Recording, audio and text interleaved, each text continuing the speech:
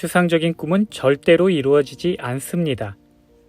꿈이 추상적이라는 건 본인도 자신의 꿈이 무엇인지 모른다는 말입니다. 안녕하십니까? 인사이트 하우스에 오신 것을 환영합니다. 인사이트 하우스에 방문하신 여러분이 원하는 시기에 원하는 것을 이루길 바랍니다. 혹시 여러분은 목표를 세우거나 꿈을 간직하고 계십니까? 그렇다면 제가 셋을 세는 동안 꿈이 무엇인지 입으로 소리내어 한번 말씀해 보시기 바랍니다. 하나, 둘, 셋.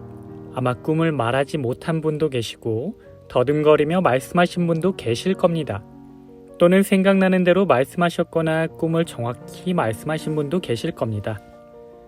혹시 대답하신 분 중에 부자가 되고 싶다, 높은 연봉을 받게 해주세요, 목소리 좋은 남자를 만나고 싶다, 대박 날 것이다 등의 소원을 말씀하신 분이 계십니까? 그렇다면 여러분은 꿈과 목표 설정을 잘못하고 계십니다. 꿈을 이루기 위해 꼭 해야 하는 과정이 꿈의 심상화입니다. 심상화는 다음 시간에 자세히 다루겠지만 심상화란 쉽게 말해 이미지 트레이닝 또는 꿈의 명상으로 말할 수 있습니다. 이 심상화를 위해서는 무엇보다 디테일한 꿈을 설정해야 합니다. 그래서 오늘은 꿈과 목표를 어떻게 말해야 하는지에 대해 얘기해 보겠습니다. 첫 번째, 추상적인 목표는 들어주는 신도 헷갈리게 합니다. 목적어를 구체적으로 말해야 합니다. 여러분이 소원을 들어주는 신이라고 가정하겠습니다. 만약 소원을 비는 사람이 소원을 들어줄 여러분에게 좋은 직업을 갖고 싶어요 라고 말한다면 어떤 직업을 주시겠습니까? 아마 신이라 해도 한참을 생각한 후에 결정하게 될 겁니다. 소원은 들어주는 사람이 헷갈림 없이 한 번에 알아들을 수 있어야 합니다. 꿈의 문장은 내비게이션에 입력하는 목적지 주소와 같습니다.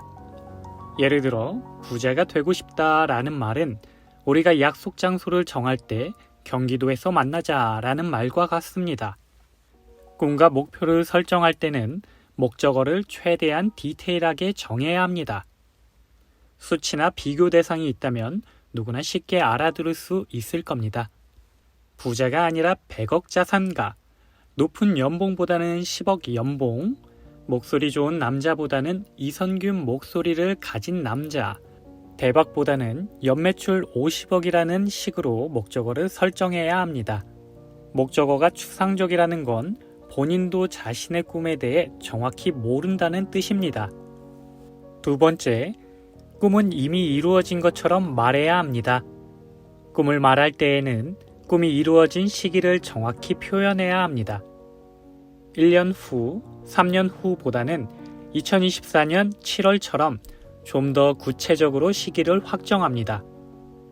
그리고 뭐뭐 할 것이다, 뭐뭐가 될 것이다 등 미래형 문장이나 뭐뭐 하고 싶다, 뭐뭐 했으면 좋겠다 등의 희망형의 문장은 안 됩니다. 꿈이 이루어지는 시기는 지금보다 미래이지만 문장은 되도록 과거형이나 완료형으로 말합니다. 예를 들어 2025년 4월 내 순자산은 100억이 되었다 같이 확실한 시기와 함께 완료형으로 꿈의 문장을 만드시기 바랍니다. 우리가 꿈을 과거형이나 완료형으로 반복적으로 말하게 되면 뇌는 이미 그것이 실제인 듯이 착각하게 됩니다. 그렇게 잠재의식 안에 우리의 꿈은 이미 이루어지게 됩니다. 그 후 잠재의식에 이미 이루어진 꿈과 현재 상황의 괴리를 좁히기 위해 뇌는 최선을 다해 정보를 수집하고 수단을 찾아냅니다. 우리는 이렇게 뇌를 속여 정보와 수단을 찾아내게 만들어야 합니다. 세 번째, 꿈이 이루어지는 디테일한 장소까지 넣어주면 꿈이 생생해집니다. 우리가 꿈을 구체적으로 완료형 문장으로 만들었다면 머릿속으로 그 모습을 생생하게 그리고 매일같이 상상하여 그것이 실제로 이루어졌다 느껴야 합니다. 이렇게 생생한 모습을 그리기 위해서는 장소가 들어가면 좋습니다. 예를 들어 목소리 좋은 남자를 만나고 싶다면 나는 2025년 4월 설악산 대청봉에서 이선균 목소리를 가진 내 남자친구에게 프로포즈를 받았다 라는 문장을 만들면 조금 더 머릿속에 이미지가 잘 그려질 것입니다. 제가 이렇게 말하는 동안 머릿속에 이선균이 산 꼭대기에서 프로포즈하는 모습이 그려졌다면 이 방법이 효과가 있다는 것을 의미합니다. 네 번째, 목표와 꿈의 한계를 두는 것은 현실에 머무르겠다는 말입니다. 드래곤볼이나 램프의 지니에게 소원을 말하듯이 내 꿈에는 제약이 없어야 합니다.